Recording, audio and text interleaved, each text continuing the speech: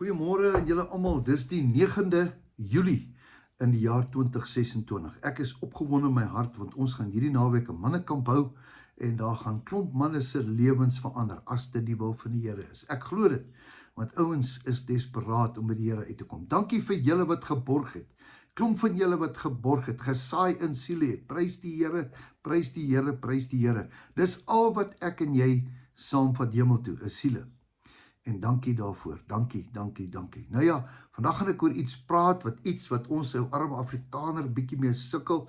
Dink as 'n paar ander nasies ook wat daarmee sukkel.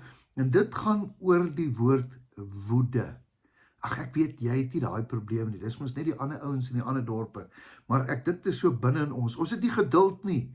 En dit word naderhand woede. Geduld. Ek wil vanmôre met jou praat oor die woord geduld. Nou, daar's een nou in die Bybel.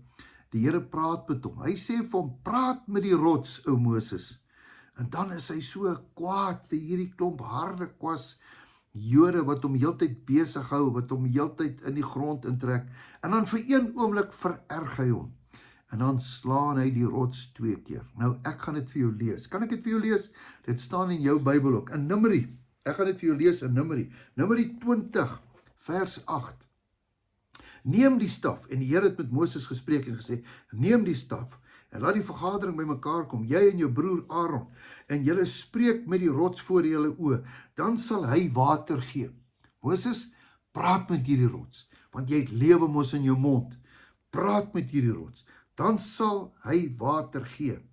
So moet jy dan vir die water uit die rots laat vloei, dat die vergadering en hulle vee en almal kan water drink. Moses, praat met die rots. Toe neem Moses die staf voor die aangesig van die Here weg soos hy hom beveel het. En Moses en dan Aaron die vergadering voor die rots laat byeenkom. En hy het vir hulle gesê, hoor tog, julle wederstrewiges, moet ons vir julle water uit hierdie rots laat vloei?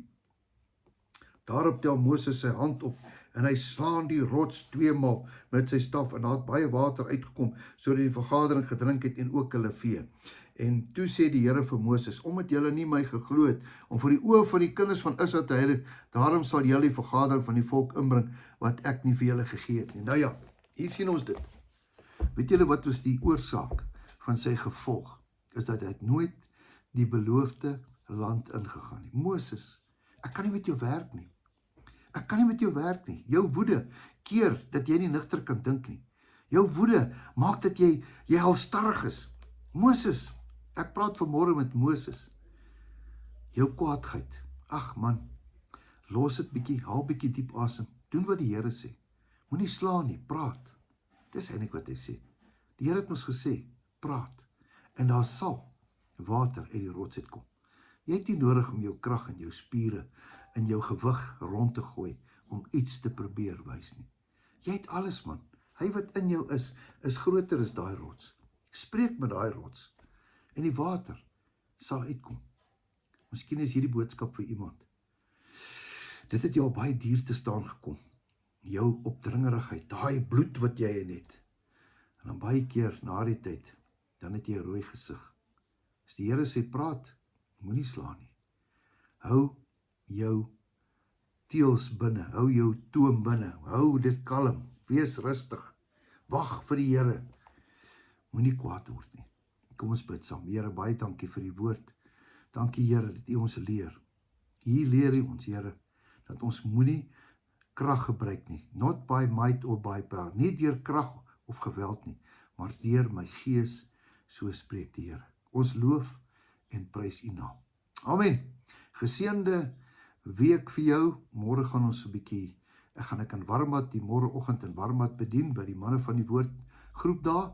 En dan gaan ons 'n bietjie tyd spandeer die naweek by 'n mannekamp daar aan die ander kant in Bellabella. Geseënd is jy, jou beste lê voor. Totsiens.